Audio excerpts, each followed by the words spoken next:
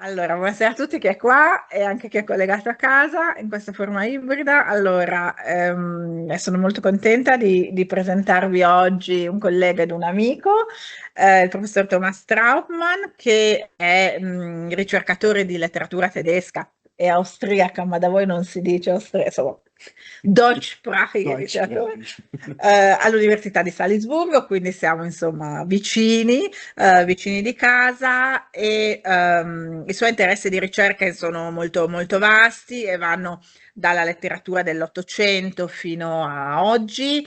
Si è occupato di questioni relative alla materialità dei testi, alla medialità, teoria della letteratura, questioni di traduzione e adesso avvierà un progetto di abilitazione sulla letteratura pornografica. Però oggi ci viene a parlare di quello che è stato per te un lavoro di anni, anni, anni di lavoro, che è la sua tesi di dottorato, che è diventato un volume dedicata agli ultimi giorni dell'umanità di Karl Kraus. Oggi, che il volume è uscito da Wallstein, ed è un volume che è abbastanza atterrisce quando lo si vede per il lavoro insomma di ricerca, anche su manoscritto, insomma è stato un lavoro anche su questa materialità del testo. E oggi ci presenterà, diciamo, in una versione anche per noi, insomma, per non specialisti necessariamente come non siamo purtroppo dell'opera di Karl Kraus, questo testo e la prospettiva del tuo lavoro di dottorato su un tema purtroppo sempre attuale, che è la tragedia della guerra, problemi di genere e di forma negli ultimi giorni dell'umanità di Karl Kraus. Grazie intanto di essere qua e insomma ti ascoltiamo molto volentieri. Grazie a te Elena per l'introduzione generosa e grazie per esserci. Ho deciso di tenere questa conferenza in italiano. Ho parlato con Stefano Apostolo e ho detto che non so ancora se questa scelta sia coraggiosa o pazza, ma lo vediamo. Ok, la tragedia della guerra, Elena ha già menzionato il titolo. Sono molto felice di essere qui a Udine, sono felice che ci siete così numerose e numerosi. Um, Ho già menzionato Stefano Apostolo e vorrei ringraziare Stefano perché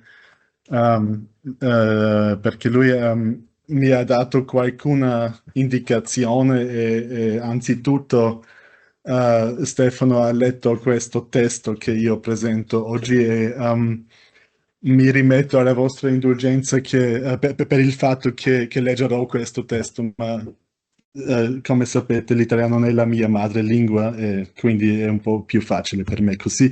Ok, grazie per essere qui e comincio con una prefazione. Um, Mentre preparavo la conferenza di oggi, mi sono ricordato di un momento che in retrospettiva potrebbe essere chiamato il punto di partenza per il mio progetto su Karl Kraus. Leggendo un saggio di Hermann Böhm, quasi esattamente 10 anni fa, ho scoperto due immagini, sono questi, due immagini di manoscritti che fanno parte delle vaste opere postume di Kraus. Non esagero dicendo che ne sono rimasto immediatamente affascinato. In un certo senso, sono stato fortunato con questa scoperta perché in quel periodo ho iniziato a interessarmi di più e più di materialità e di medialità di testi, come Elena ha già detto prima. E per una grande parte del mio lavoro scientifico mi sono lasciato guidare dal principio che un'analisi di testi riguardante la materialità sia fondamentale per la nostra comprensione di letteratura. E anche il mio progetto, come Elena ha detto, ancora su Kraus, si basa sulla stessa premessa. E c'è qualche ragione per cui questi due fogli sono stati importanti per me fino a oggi. Quando li ho visti per la prima volta, mi sono posto una domanda abbastanza semplice, che cosa sono veramente questi Fourier. E quindi sono andato a Vienna per esaminare le opere postume di Krauss negli archivi, e poi le mie domande sono diventate sempre più complesse. Mi sono chiesto, fra l'altro, qual è per Krauss il significato di questi manoscritti che poi diventeranno un testo. Come si possono descrivere le peculiarità dell'autore Krauss? Qual è la relazione tra scrittura e altre tecniche come tagliare, incollare, copiare, eccetera? In che modo Krauss sviluppa e poi utilizza la forma drammatica e che cosa rendono visibili i manoscritti in generale? Se siete interessati ad esplorare queste domande in modo più approfondito, mi permetto di rimandarvi al mio libro. È questo. Per la conferenza di oggi, tuttavia, ho scelto un focus leggermente diverso. Tutte le suddette domande comunque conducono a un'altra domanda fondamentale: che cosa sono gli ultimi giorni dell'umanità? E come risposta io sosterrei la tesi seguente: gli ultimi giorni dell'umanità non esistono. Ho già formulato questa tesi all'inizio del mio progetto e la mantengo anche dopo anni di riflessione su questo dramma monumentale. Chi vuole conoscere le caratteristiche, le qualità e anche i limiti del dramma kraussiano deve essere attento ai problemi di forma, di struttura e di genere. Nella mia conferenza, prima vorrei, come mi è stato chiesto, darvi un'introduzione generale, dico, al dramma e poi presentarvi i tratti generali o i tratti centrali della genesi del testo e della storia della pubblicazione. In seguito vorrei esplicare le ragioni principali per le quali Krauss si interessa della tragedia. E nella conclusione tratterò alcuni aspetti e problemi della forma drammatica. Quindi adesso segue una doppia introduzione. Primo riguardante il contenuto. Comprendere integralmente gli ultimi giorni dell'umanità è veramente difficile. È sufficiente rammentarsi delle dimensioni. Se ci riferiamo alla versione canonizzata, la cosiddetta Buchausgabe, l'edizione del libro, parliamo di oltre 900 personaggi in 220 scene su più di 700 pagine. Di conseguenza, cercare di presentare qualcosa come contenuto del dramma è semplicemente inutile, come già suggerisce la premessa di Krauss. Scrive. Die Aufführung e avete sempre il testo in tedesco e poi anche la traduzione, ma io leggo soltanto i testi tedeschi. Die Aufführung des Dramas, dessen Umfang nach irdischem Zeitmaß etwa 10 Abende umfassen würde, ist einem Mars-Theater zugedacht. Theatergänger dieser Welt vermöchten ihm nicht standzuhalten. Die Handlung, in 100 Szenen und Höllen führend, ist unmöglich, zerklüftet, heldenlos wie jene. Jene ist die Tragödie der Menschheit. Già il grande numero di personaggi indica che gli ultimi giorni dell'umanità non seguono una drammaturgia usuale. Se il mito, secondo Aristotele, è la composizione delle azioni, Krauss consapevolmente non soddisfa la condizione aristotelica secondo la quale la tragedia deve essere imitazione di un'azione compiuta e costituente un tutto. Piuttosto il progetto drammatico di Krauss si basa su una drammaturgia additiva dove la scena è l'elemento privilegiato. Almeno in superficie, però, Krauss segue con la struttura della sua tragedia in 5 atti con preludio ed epilogo, in generale un'esigenza oraziana e per la tragedia in particolare una richiesta classicista del Settecento e dell'Ottocento. Ritornerò su questi punti dopo. Krauss trova il materiale per il suo dramma nei giornali austriaci e tedeschi, come avete già visto, nei comunicati della propaganda bellica, nelle pubblicità, ma anche grazie ad informatori nei caffè, nei luoghi di intrattenimento e anche al fronte. Così, gli ultimi giorni dell'umanità fanno senza dubbio parte di una tradizione del teatro documentario. Si può dire che il dramma funzioni come un archivio di discorsi storici. Krauss ti spiega un panorama della decadente monarchia habsburgica principalmente dalla prospettiva della Cisleitania. Il preludio e i 5 atti cominciano tutti, quasi metonimicamente, alla cosiddetta Sirk-Ecke, angolo di Sirk sul viale del Ring a Vienna, vicino all'opera. Vedete la Sirk-Ecke a destra e c'è l'opera alla sinistra. Fatta eccezione per l'epilogo e per l'atto quinto, sempre all'inizio del preludio e dei primi 4 atti appare uno strillone urlando extra Ausgabe, quindi edizione straordinaria, quella parola che Krauss altrove chiama un grido spaventoso e che alla fine del dramma risuona come il rantolo dell'umanità. Il numero elevatissimo di personaggi rappresenta un ampio spettro, dalle posizioni più alte della società fino ai tipi quotidiani viennesi. Molti di questi personaggi sono storicamente documentabili, l'imperatore austriaco e quello tedesco con i loro militari, giornalisti come Alice Scharleg, Ludwig Ganghoff e Alexander Roda-Roda, scrittori come Hugo von Hofmannsthal e Leopold Andria.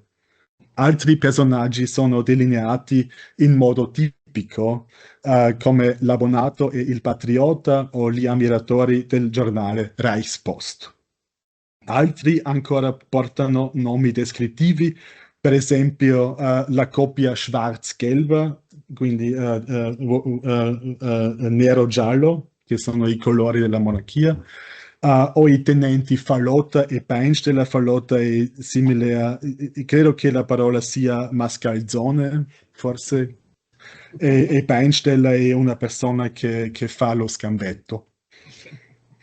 Con tutti loro, Krauss introduce una varietà di socioletti, tra cui vorrei rimarcare almeno il dialetto viennese, perché è così prominente, e il gergo ebraico, anche perché i pregiudizi antisemiti con cui Krauss punta al ceto borghese viennese e alle posizioni liberali, come quelle del giornale Neue Freie Presse, sono difficili da ignorare. E a questo punto mi permetto una breve digressione, perché forse è interessante sapere, ho parlato con Erika prima, che c'è anche una scena che si svolge a Udine nel testo, con 2 generali e il loro bottino, e questa è una parte della scena. Bei Udine 2 Generale, jeder in einem über und über bepackten Automobil von verschiedenen Seiten. Der erste General: jetzt fahre ich das letzte Mal, mehr ist nicht zu holen. Der zweite General: mehr ist nicht zu holen. Der erste: schad, so ein reiches Land. Der zweite: mehr die Deutschen. Der erste: wir sollen wieder einmal zu spät kommen. Der zweite: mehr die Deutschen. Der erste: praktisch sind's, das muss ich in der Neid lassen. Heute Offizier haben's, das ist alles organisiert, mit Sammeltransporte. Unserer eins muss sich alles kleinweis zusammenklauen. Der zweite: sie haben halt eine Organisation. Wie es nach Udine gekommen sein, haben sie es gleich einteilt in Udine S und Udine N. In Udine S war Seide. Das hat also den Deutschen gehört. Der erste: in Udine N war nix. Das hat also uns gehört. Ja. Ok, torniamo ai personaggi. C'è anche un altro personaggio molto importante, questo è il criticone da Nörglia. Il criticone rappresenta un ruolo importante in numerosi brani parla con la voce dei contributi di Krauss nella sua rivista Die Fackel, quindi è l'alter ego di Krauss stesso, e insieme con il suo antagonista, l'ottimista, che dà lo spunto, come dice il criticone, quest'ultimo possiede un'importante funzione drammaturgica per gli ultimi giorni dell'umanità. Qualche volta viene attribuita ai dialoghi tra i due e in particolare ai commentari del criticone una funzione del coro, come nel dramma antico. In ogni caso, il criticone appare come osservatore e anche come testimone. Nel suo monologo finale riprende le parole di Orazio nell'Amleto di Shakespeare, che si trovano citate ancora nella premessa agli ultimi giorni dell'umanità, e sono queste parole. Und lasst der Welt, die noch nicht weiß, mich sagen, wie alles dies geschah. So sollt ihr hören von Taten, fleischlich, blutig, unnatürlich, zufälligen Gerichten, blindem Mord, von Toden durch Gewalt und List bewirkt und Planern, die verfehlt, zurückgefallen auf der Erfinderhaupt. Dies alles kann ich mit Wahrheit melden. Questa è la traduzione dell'Ottocento, infatti, che Kraus cita. Il monologo del criticone, insomma, può essere visto sia come un resoconto per le generazioni future, sia come un riassunto di argomenti centrali del dramma. Il criticone accena il problema di conservare dei documenti, attacca la stampa, critica la fantasia mancante e il modo di vivere carnevalesco e rimprovera la differenza sorprendente fra la verità esterna e quella interna, o in tedesco die äußere Wahrheit contro die inneren Lügen della società. Inneren Lügen, genau. Ja. Tuttavia, fino all'ultimo, non è garantito che il criticone abbia successo. Ich bewahre Dokumente für eine Zeit, die sie nicht mehr fassen wird oder so weit vom Heute lebt, dass sie sagen wird, ich sei ein Fälscher gewesen, dice il criticone. L'epilogo del dramma, dopo tutto, mette in discussione complessivamente la sopravvivenza dell'umanità. Alla fine la Terra viene distrutta in uno scenario apocalittico con la pioggia di meteore, la vampa di fuoco e un tuono che scuote l'universo, tutto prima annunciato da una voce da Marte. Poi scende un immane silenzio prima che la voce di Dio, come un Deus ex machina che non può più portare alla riconciliazione, dice con le parole dell'imperatore tedesco Guglielmo II, io non l'ho voluto. Arrivo alla seconda parte dell'introduzione, la parte riguardante la genesi del testo. Continuo con un'altra domanda difficile. Quando inizia Krauss a lavorare agli ultimi giorni dell'umanità?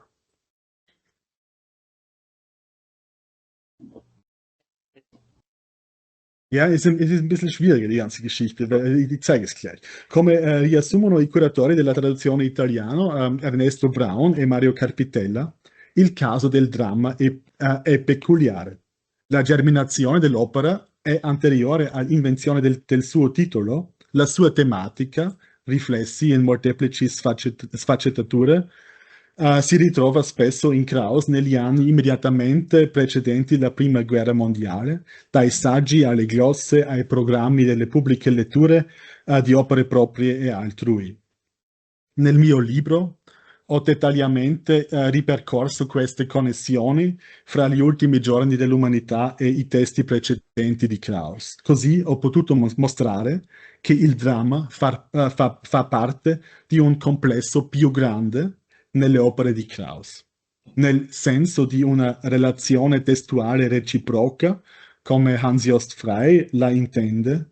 I testi precedenti possono essere considerati come parti degli ultimi giorni dell'umanità, anche se non sono ancora raggruppati sotto questo titolo. Questa è una dinamica importante nell'opera di Krauss, direi.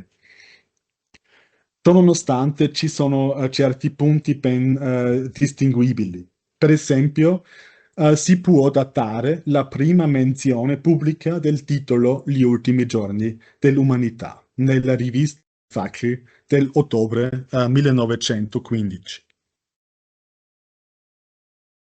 In questo numero della rivista viene pubblicato un monologo del criticone e Krauss aggiunge da una tragedia, Gli ultimi giorni dell'umanità, sogno angoscioso, fine di un atto. Nella comunicazione privata, Krauss tratta il suo progetto drammatico già prima. Uno dei primi riferimenti si trova nella lettera che Krauss invia a Sidonie Nadarny von Borutin il 29 luglio 1915 insieme a un foglio di diario datato 3 giorni prima. Nella lettera Krauss riporta: Eine Arbeit immer wieder erst abgeschlossen, wenn morgens um 6 Uhr Grad vor meinem Fenster die Opfer vorbeimarschieren und deren erster Abschnitt jetzt in 3 Tagen und Nächten vollendet wurde. Quindi un lavoro che viene sempre completato solo quando le vittime passano davanti alla mia finestra alle 6 del mattino e la cui prima sezione è stata completata in 3 giorni e 3 notti. Con il suo diario, Krauss vuole rendere nota la sua condizione. E oltre a questo menziona anche qui la Extra-Ausgabe, l'edizione straordinaria, come il grido quotidiano inevitabile, orribile, che durerà per sempre nell'orecchio umano. Nella lettera, Krauss spiega che dal suo esaurimento, come formulato nel diario, è pur sempre noch ein Funke entsprungen und es entstand der Plan zu einem Werk, das freilich, wenn es je hervorkommen könnte, gleichbedeutend wäre mit Preisgabe. Gleichwohl und eben deshalb muss es zu Ende geschrieben werden. Der erste Akt, das Vorspiel zu dem Ganzen, ist fertig und könnte für sich bestehen.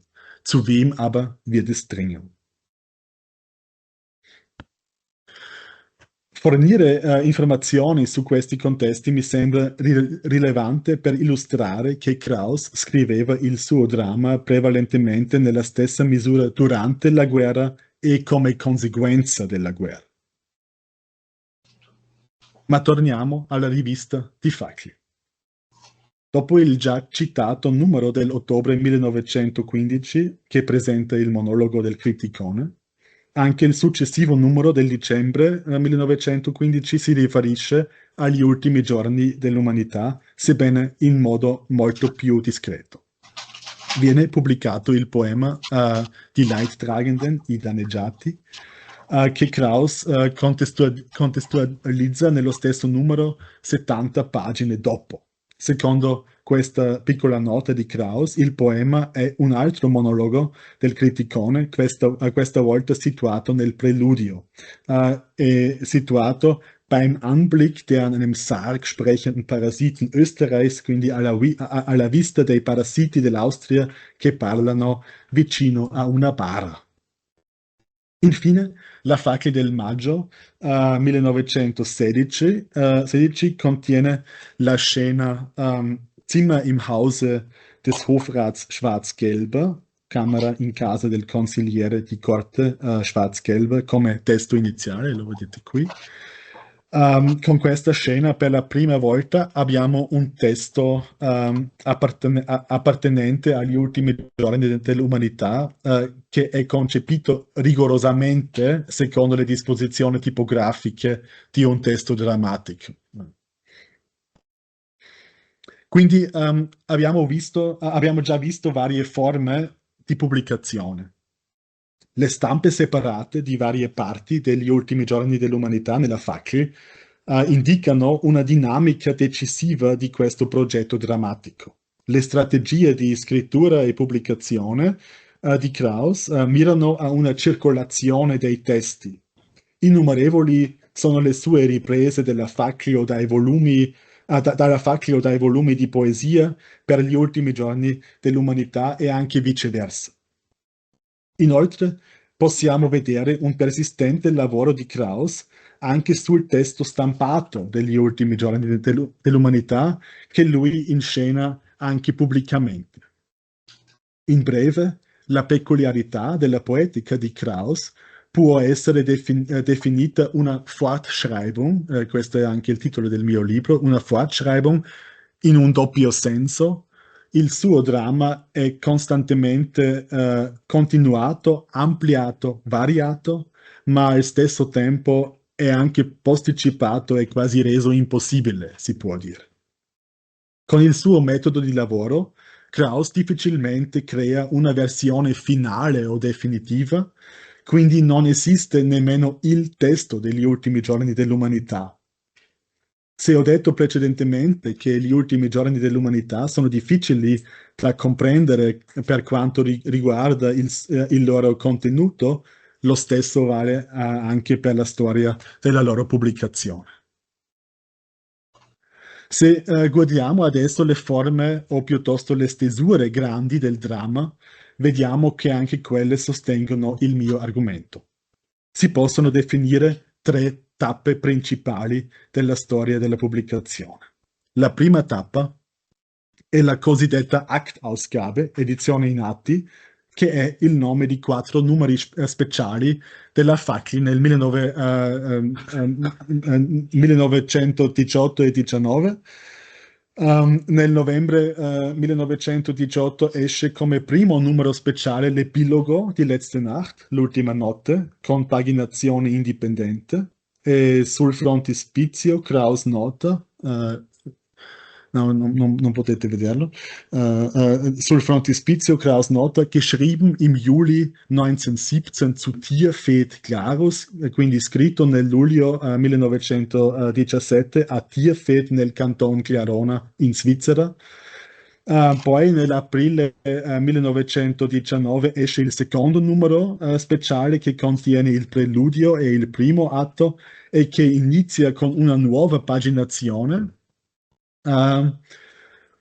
Anche in questo numero troviamo un'altra nota importante, perché Krauss scrive entstanden in den Sommern 1915 bis 1917, quindi scritto nelle estati dal 1915 al 1917. E mi sembra che questa data sia importante perché mostra il modo in cui Krauss vuole controllare la ricezione del testo. In questo senso, la datazione può essere letta come una precisazione da parte di Krauss del fatto che l'opera è stata scritta contemporaneamente agli eventi bellici e non solo durante il boom delle opere contro la guerra alla fine della stessa. E poi abbiamo il terzo numero speciale con il secondo e il terzo atto che viene pubblicato nell'estate di 1919, al più tardi nel luglio di quest'anno, ma non è così importante, non è così importante la data, ma solo così lo sapete. E poi abbiamo anche un quarto numero speciale che segue un mese dopo più o meno. E sulla copertina del quarto numero speciale troviamo ancora una volta informazioni importanti. Krauss nota, Teile des Werks, dessen Wesentliches in den Sommern 1915 bis 1917 entstanden sind erst im Jahre 1919, in das auch die Arbeit am Ganzen und am Druckfeld niedergeschrieben worden. E Krauss anche prefigura una nuova stesura del dramma, questa è la seconda citazione, einige der im Sonderheft 4. und 5. Akt enthaltenen Szenen gehören in der Gesamtausgabe, die im Spätherbst erscheinen wird, den anderen Akten an. Quindi l'edizione in atti è soltanto una versione provvisoria. Per di più, poco più tardi i numeri speciali furono fuori stampa.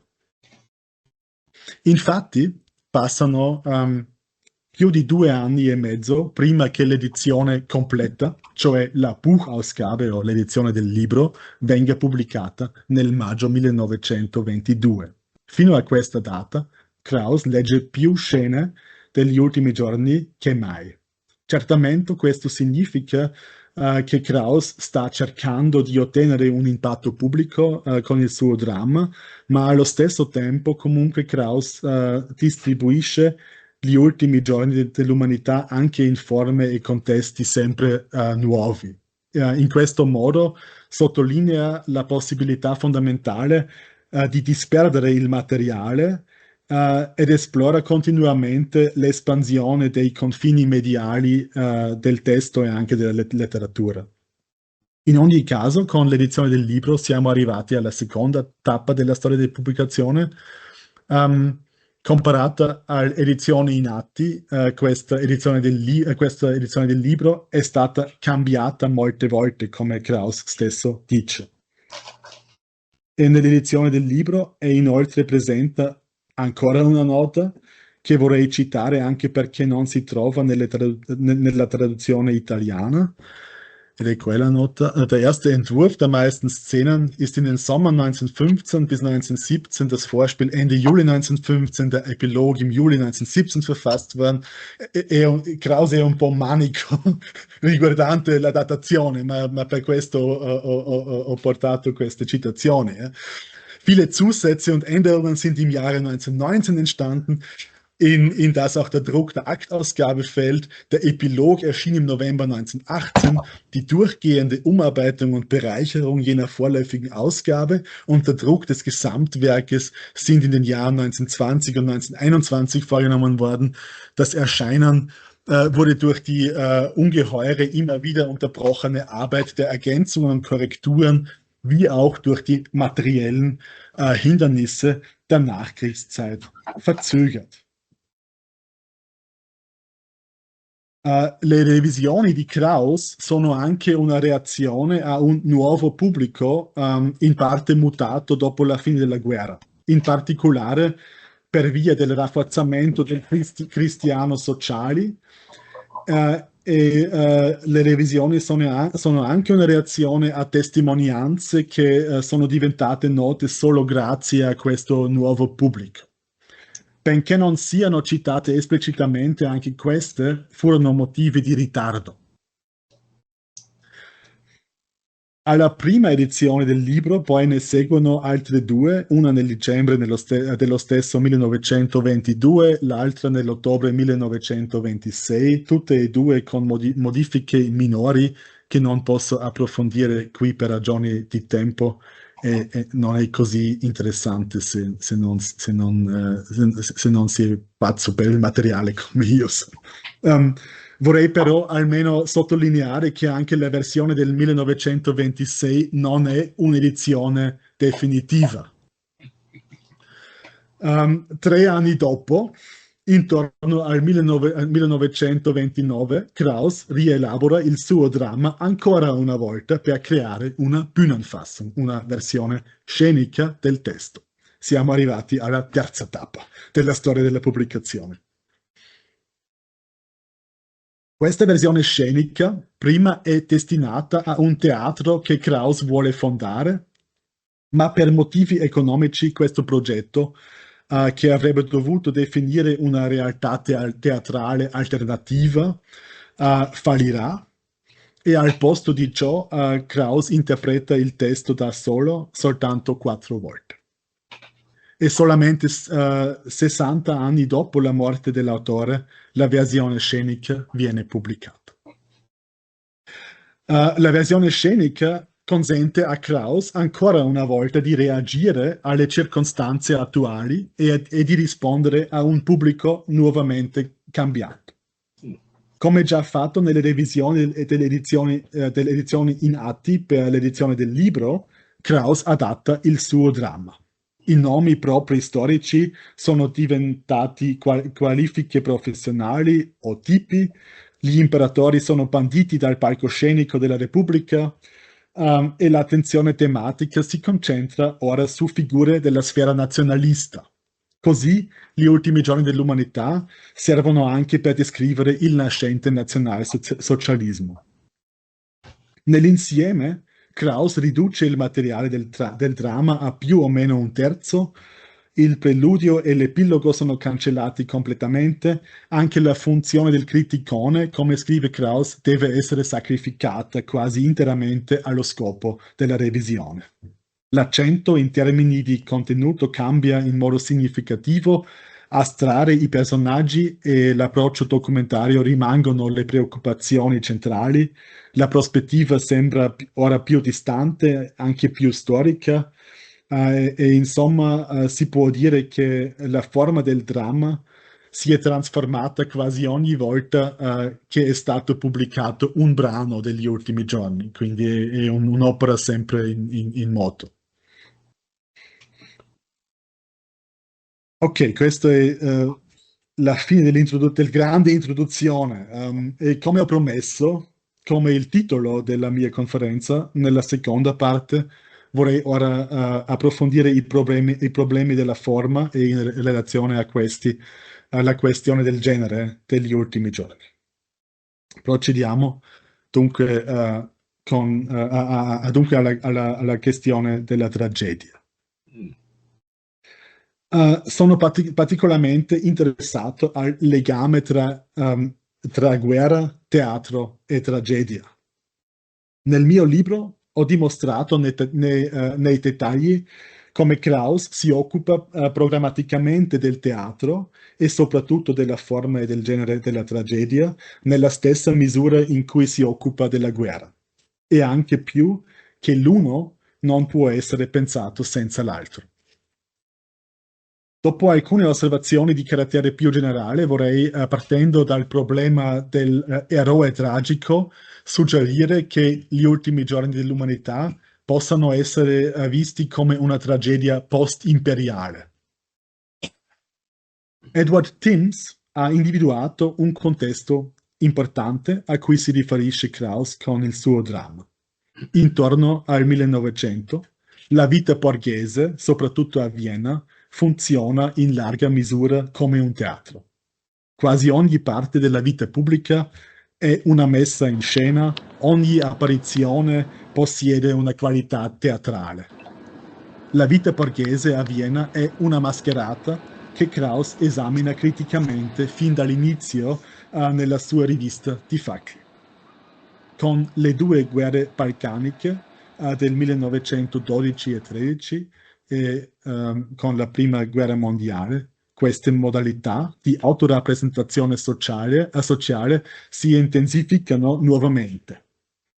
La continuata teatralizzazione della vita ora si estende anche alla mediazione e alla rappresentazione della guerra. Il fatto che la guerra ai tempi di Krauss fosse vissuta come uno spettacolo teatrale si riflette anche in diverse scene degli ultimi giorni dell'umanità. Ad esempio, Krauss tematizza la messa in scena di una battaglia per il giornalista Ludwig Ganghofer. Zuerst war es ein Witz aus dem Simplicissimus und dann ist es wahr geworden. All'inizio era una battuta del Simplicissimus, una rivista satirica, e poi è diventata vera. In un'altra scena, la corrispondente di guerra, Alice Schalek, percepisce la guerra come uno spettacolo di primo ordine e oltre a ciò la messa in scena della guerra è evidente anche nella rappresentazione di uno spettacolo della marina e della trincea durante la prima mostra di guerra austriaca. Questa mostra ha luogo al parco di divertimenti del Prater a Vienna nel 1916 e intende offrire un'esperienza immersiva della guerra nell'interno. Anche a questo evento si riferiscono gli ultimi giorni dell'umanità. Tutto quanto elencato finora è superato solo da una rappresentazione teatrale in cui dei soldati mimano dei soldati. Per il criticone non è pensabile alcuno scandalo più grande. Per lui ciò mostra finalmente come si amalgamano front theater e theater front, quindi teatro del fronte e fronte del teatro. E infine è la stessa cosa, dice Krauss. Per di più, occorre tenere conto di un altro presupposto certamente centrale che riguarda il lavoro di Krauss sul teatro di guerra, cioè il vocabolario con cui la guerra viene raccontata. Si tratta della percezione della realtà come tragedia. Questo linguaggio è utilizzato sia dai sostenitori che dagli oppositori della guerra, compreso Krauss, anche se non necessariamente con la stessa pretesa. Per approfondire questa osservazione è opportuno dare un'occhiata alla prima edizione domenicale della Neue Freie Presse, dopo la dichiarazione di guerra dell'Austria-Ungheria alla Serbia, più precisamente alla prima pagina del 2 agosto 1914. L'editoriale, con il titolo Vienna, 1 agosto, riferisce della situazione nella capitale e anche della situazione di un'universale disponibilità alla guerra. Poi osserva che ein Sophokles wäre nötig, um die sich hoch auftürmende Tragödie des menschlichen Geschlechts in Worte zu fassen. Ancora più rivelatore mi sembra l'articolo di Raoul Auernheimer sulla stessa pagina che porta il titolo L'esperienza della guerra e condivide alcune delle premesse dell'editoriale. Ein großes Drama rollt sich majestätisch ab. Wir alle fühlen uns hineingerissen, als Akteure die einen, als Zuschauer die anderen. Und man wüsste nicht zu sagen, wo mehr leidenschaftliche Erregung aufgespeichert ist, diesseits oder jenseits der Rampe. Begibt man sich auch auf den einsamen Standpunkt leidenschaftsloser Betrachtung, so ist man dennoch tief innerlich ergriffen durch den spannenden Ablauf dieser Szenen, über deren scheinbare Willkür das große Gesetz der Geschichte waltet. Gleich der Anfang, jener grauenvolle Fürstenmord in Sarajevo, ist er nicht wie aus einem Shakespeare'schen Königsdrama genommen. Ein schauerlicher Beginn, dem nach dem Gesetz der Tragödie, das zugleich das der Historie und das des Lebens ist, nur schauerliche Auftritte folgen können. Das Merkwürdige, auch psychologisch Verwunderliche ist nur, dass wir nichtsdestoweniger durch jede der darauffolgenden Szenen aufs Neue überrascht wurden. Vor 4 Wochen dachte noch niemand ernstlich an den Krieg, obwohl er schon damals, von heute aus gesehen, vollkommen unvermeidlich war.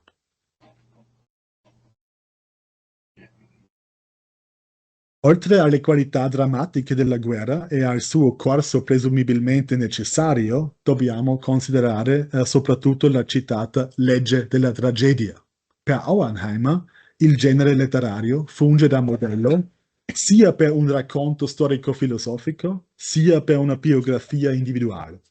Quindi, in questa maniera, Auernheimer amplia semanticamente il concetto di tragedia in un modo che altrimenti sarebbe attribuito al tragico e mi sembra importante questa differenza fondamentale perché di solito abbiamo filosofie del tragico e non abbiamo filosofie della tragedia.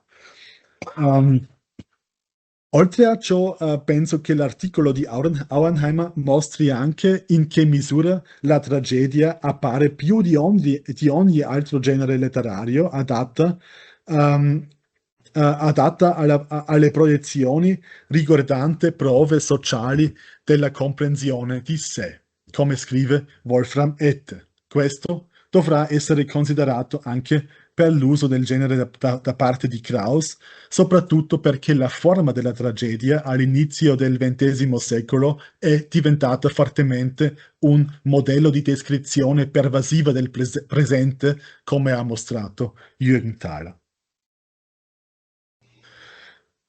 Krauss stesso considera ugualmente la guerra una tragedia, in parte anche una tragedia del mondo. Nella sua premessa, agli ultimi giorni dell'umanità, Krauss chiama la guerra jene Jahre, da Operettenfiguren die Tragödie der Menschheit spielten, quegli anni in cui personaggi da operetta recitarono la tragedia dell'umanità. Non troviamo però un concetto uniforme della tragedia o del tragico nelle opere di Krauss e i ricercatori hanno anche avuto difficoltà a classificare il genere degli ultimi giorni. Già i curatori della traduzione italiana, Ernesto Braun e Mario Carpitella, rimarcano che la tragedia è un sottotitolo inconsueto per il dramma di Krauss. E quando Helmut Pfotenhauer afferma che la tragedia nell'opera di Krauss deve essere presa cum grano salis, riassume in poche parole la situazione della ricerca. Certamente non è sufficiente considerare la tragedia solo come una denominazione colloquiale o come una metafora. Eh, Tuttavia, confrontare il progetto drammatico di Krauss con parametri generici che sono supposti atemporali non è meno difficile. Invece mi sembra necessario contestualizzare questi parametri generici storicamente. E vorrei illustrare questo aspetto utilizzando come esempio la posizione dell'eroe tragico. E questo eroe tragico ovviamente può essere occupata in modi molto diversi negli ultimi giorni. Alcuni studiosi hanno ripetutamente scelto il criticone come eroe della tragedia, altri invece hanno sostenuto la tesi che è la lingua ad essere l'eroina. E abbiamo forse un unico punto di accordo e questo è che in Krauss non c'è più spazio per i convenzionali eroi ammirevoli o eroi che suscitano pietà. Questo è forse l'unico punto di accordo. Um, Nella premessa, agli ultimi giorni dell'umanità, Krauss suggerisce la generale assenza di una o più figure tragiche eroiche, poiché, come già detto, la vicenda del dramma è heldenlos, quindi priva di eroi, come gli stessi anni di guerra. Dal punto di vista di Krauss, sulla prima guerra mondiale, questo è soltanto fin troppo logico. Lo Heldentum der Unbefugten, l'eroismo dei non addetti, emerge come la traurigste o schaurigste Aussicht, la prospettiva più triste o più sconsolante della guerra. Lo Heldenruhm, la gloria degli eroi, può essere raggiunto nel teatro borghese e per gli altri lo Heldentod, la morte dell'eroe, è degradato a una Zeitungsrubrik, una colonna sui giornali, e una Hausiererware, una merce da ambulanti. E la morte dell'eroe è anche stimolata come un unglücklicher Zufall, uno sfortunato accidente. Negli ultimi giorni dell'umanità sono soltanto i personaggi negativi che affermano la morte dell'eroe. Come dice il criticone, la morte dell'eroe viene orchestrata da una Regie des Wahnsinns, una regia della demenza. Quindi l'eroe non solo è diventato una designazione permanentemente corrotta dalla guerra, ma l'eroe è anche diventato obsoleto in termini drammatici. Quando la propaganda inneggia alla morte dell'eroe e quando c'è il rischio che le melodie eroiche vengano cantate di nuovo subito dopo la fine della guerra, la tragedia diretta contro di essa deve essere senza eroe.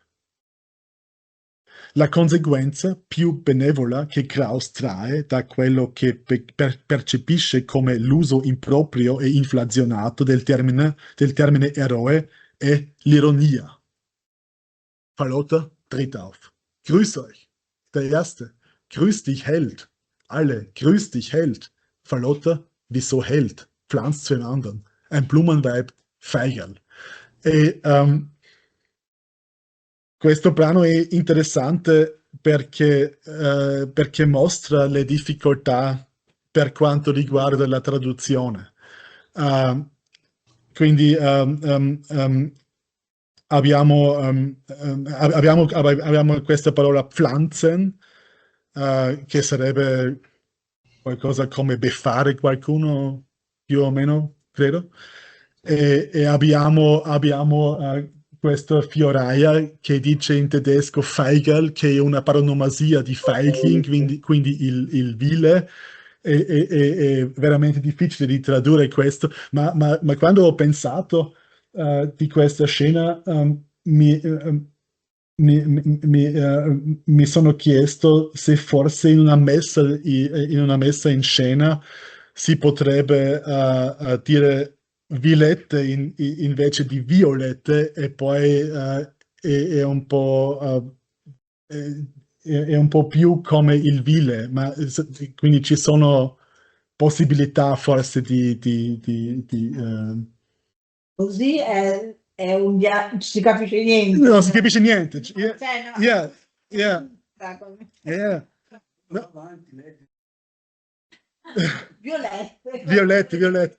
No, è esatto così, e per queste ragioni ho portato questo brano, perché si vede come funziona come funziona il testo in tedesco, proprio, direi. Mm.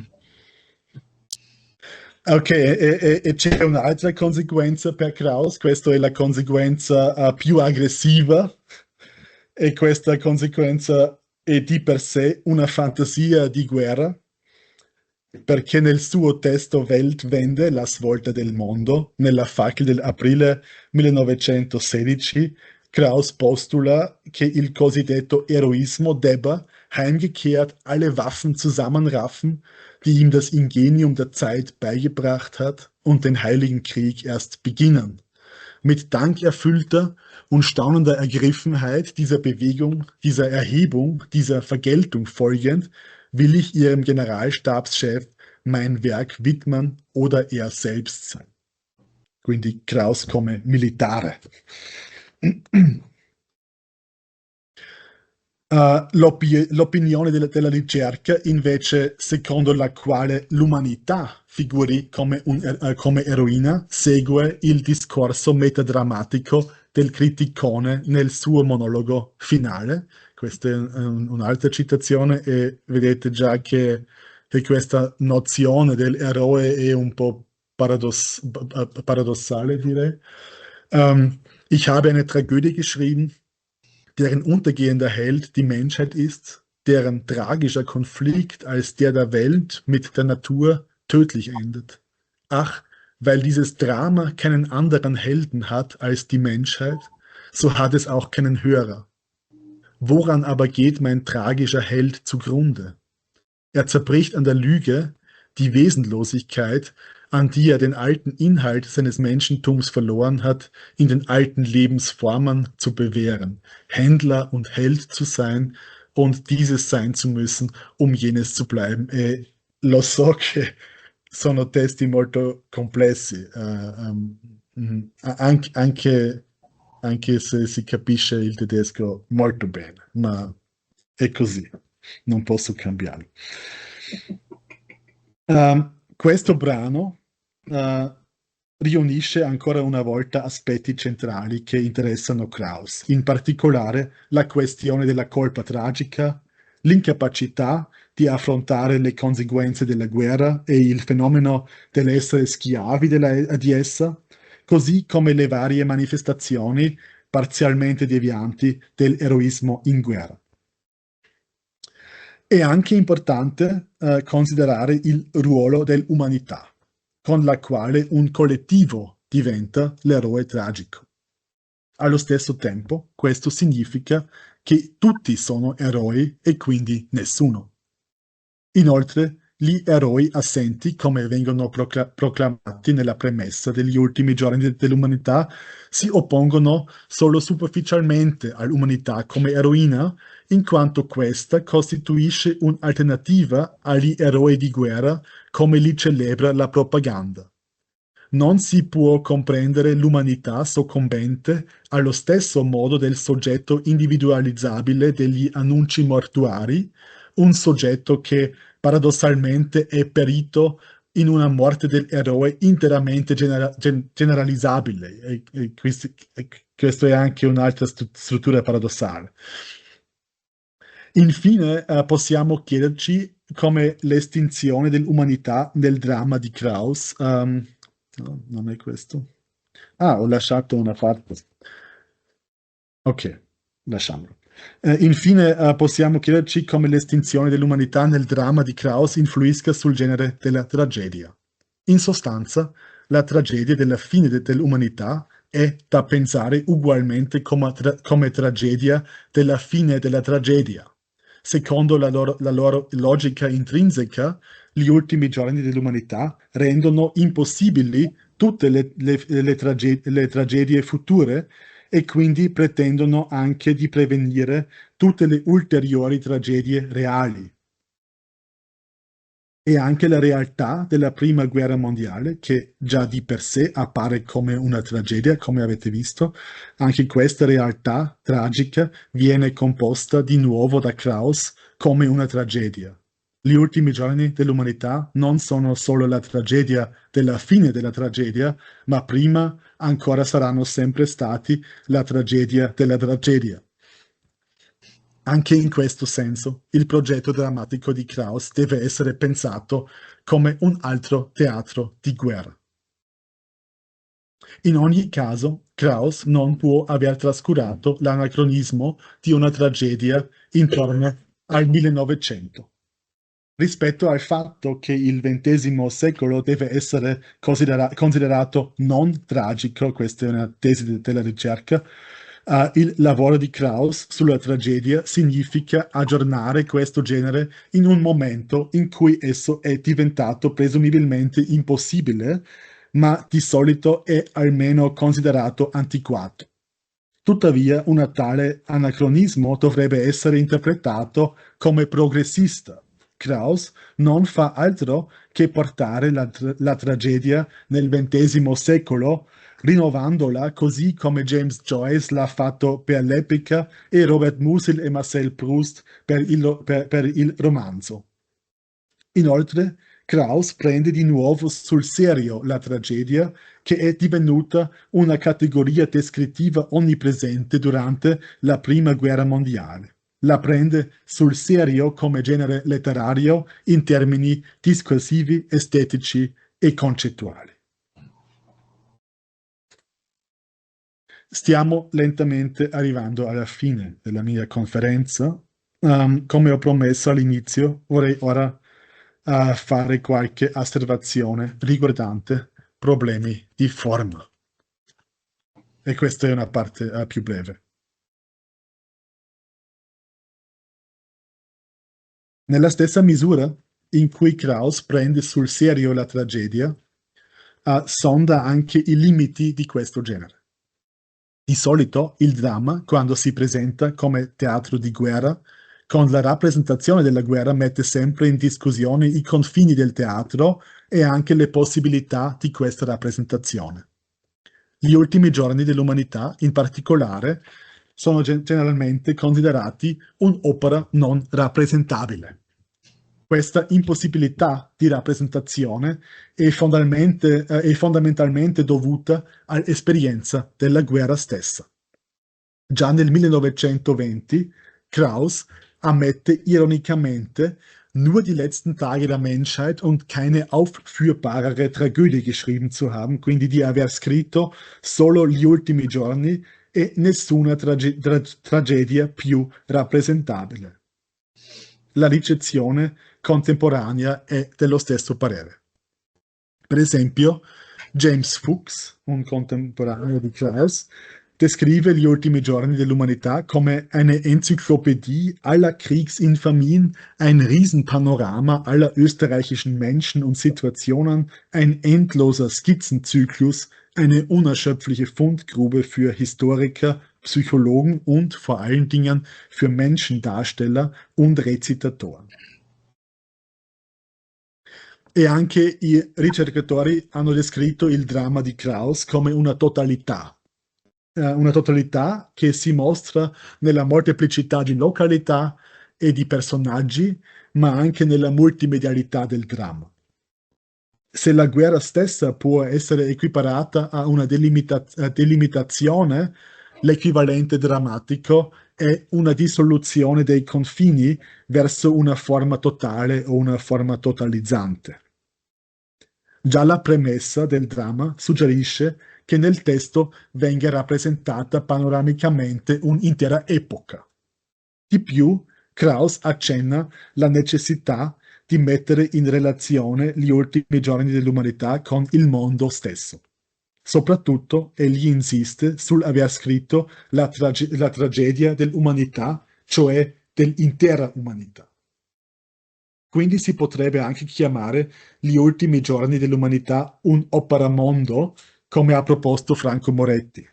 Come Goethe con il suo Faust o James Joyce con il suo Ulisse, anche Krauss intende rendere il testo simile al mondo, quindi di essere aperto, eterogeneo, incompleto. Ciò che vale per la polifonia del Faust vale anche per quella degli ultimi giorni dell'umanità. Lo spazio circoscritto del palcoscenico è incompatibile con il moto espansivo di un'azione che vuol dar voce a un intero mondo, scrive Moretti. La forma totalizzante, comunque, non si mostra solo nelle località e nei personaggi del dramma, ma riguarda anche le possibilità generiche della tragedia, cioè il rapporto degli ultimi giorni dell'umanità con altri generi. Il dramma di Krauss riunisce un'ampia varietà di generi di discorso, come li chiama Michael Bachtin. Troviamo articoli di giornale, pubblicità commerciali, proclamazioni, sermoni, poemi, canzoni, rapporti dal fronte, decreti, ordini, sentenze di tribunali, ordinanze, lettere, discorsi da tavola, conversazioni telefoniche. Inoltre, Krauss utilizza in questo modo anche i testi propri, inserendoli nell'opera. È stato Kurt Gollop a richiamare la nostra attenzione sui saggi, glosse, note, poemi e aforismi che Krauss incorpora nel discorso del criticone. A conti fatti, quindi, la tragedia di Krauss riesce a unire una molteplicità di generi. In questo modo, la tragedia diventa una sorta di subgenere o di genere universale. Inoltre, anche relativamente alla segmentazione, cioè gli atti e le scene, possiamo vedere che Krauss esplora la capacità e la flessibilità del dramma. Ho già menzionato all'inizio che gli ultimi giorni dell'umanità seguono una drammaturgia additiva, invece di una vicenda coerente o causale. Il dramma di Krauss consiste piuttosto in una serie di digressioni o in un intreccio di scene. Ci sono soltanto molte azioni, si può dire, e secondo il dogma aristotelico nessuna unità risulta da molte azioni, anche nel caso di un unico eroe. Tuttavia, alcune reminiscenze della tradizione aristotelica sono visibili, almeno superficialmente, nella struttura, come ho già detto prima, nella struttura della tragedia in 5 atti con preludio ed epilogo. Il preludio e l'epilogo formano un tipo di cornice statica, mentre i 5 atti sono adatti ad essere riempiti con scene quasi liberamente. In particolar modo, il processo di revisione dall'edizione in atti a quella del libro rende evidente questo fatto, perché si può vedere come Krauss cambia la posizione delle scene negli atti. Se per Krauss gli atti sono principalmente legati alle pratiche dell'ordinare, dell'organizzare e del sistematizzare del materiale, la scena, d'altra parte, è essenziale per le sue pratiche del mobilizzare, del distribuire e anche del lasciare circolare del materiale. E queste pratiche del mobilizzare, distribuire e lasciare circolare si fondano sulla trasponibilità. Essendo un elemento mobile, la scena non è completamente intercambiabile, scusate, ma in molti casi è caratterizzata da una relativa libertà di combinazione. Quindi costituisce anche il componente di base del dramma. A questo punto posso soltanto alludere al fatto che c'è anche una dimensione materiale della detta trasponibilità. Krauss scrive su fogli singoli e non su quaderni o qualcosa di simile, se pensate per esempio a Kafka. Il suo manoscritto così è preparato a rispondere il più possibile alle esigenze di mobilitazione scenica. A volte basta un solo tratto di matita per attivare la trasponibilità. Lo vedete alla destra. A volte basta un solo tratto di matita per attivare la trasponibilità e riposizionare una scena nella struttura dell'atto. Come ha mostrato Juliane Vogel, grazie alla sua mobilità, la scena resiste all'ordine aristotelico e anzitutto a quello classicista, come viene regolato dalle normative poetiche. Essendo elemento di segmentazione indisciplinato, la scena resiste ai meccanismi di arresto della struttura dell'atto. Tutto questo vale anche per la macchina produttiva di Krauss che crea gli ultimi giorni dell'umanità. E c'è anche di più. Nella Fackel di gennaio 1924, Krauss scrive delle circa 100.000 scene degli ultimi giorni dell'umanità che non sono state scritte.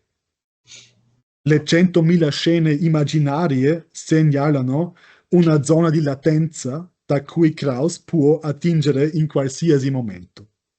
Con una tale riserva illimitata, la capacità dei singoli atti sarebbe messa nuovamente alla prova con ogni scena aggiunta. In questo senso, gli ultimi giorni dell'umanità sono un dramma che almeno virtualmente non finisce mai. E ancora una volta incontriamo un legame tra la forma del dramma e l'esperienza della guerra. Certo, la scena supporta una tecnica caleidoscopica intesa a ottenere una prospettiva multiforme. Quindi la scena, o più precisamente la pluralità di scene, è la forma di rappresentazione più adeguata a quel fenomeno complesso e in rapido sviluppo che è la Prima Guerra Mondiale. Le virtuali aggiunte illimitate di scene, però, corrispondono anche alla guerra. C'è una ragione distinta perché Krauss concepisce gli ultimi giorni dell'umanità come un'impresa infinita che è aperta a una costante espansione e che dipende da un impiego e un aggiornamento incessante. Questa ragione è la guerra che non è più una situazione eccezionale, ma è diventata permanente. Der Nörgler: Die Welt geht unter und man wird es nicht wissen. Alles, was gestern war, wird man vergessen haben. Was heute ist, nicht sehen. Was morgen kommt, nicht fürchten. Man wird vergessen haben, dass man den Krieg verloren, vergessen haben, dass man ihn begonnen, vergessen, dass man ihn geführt hat. Darum wird er nicht aufhören. Der Optimist: aber wenn nur erst der Friede da ist, der Nörgler, so wird man vom Krieg nicht genug kriegen können. Grazie mille per la vostra attenzione.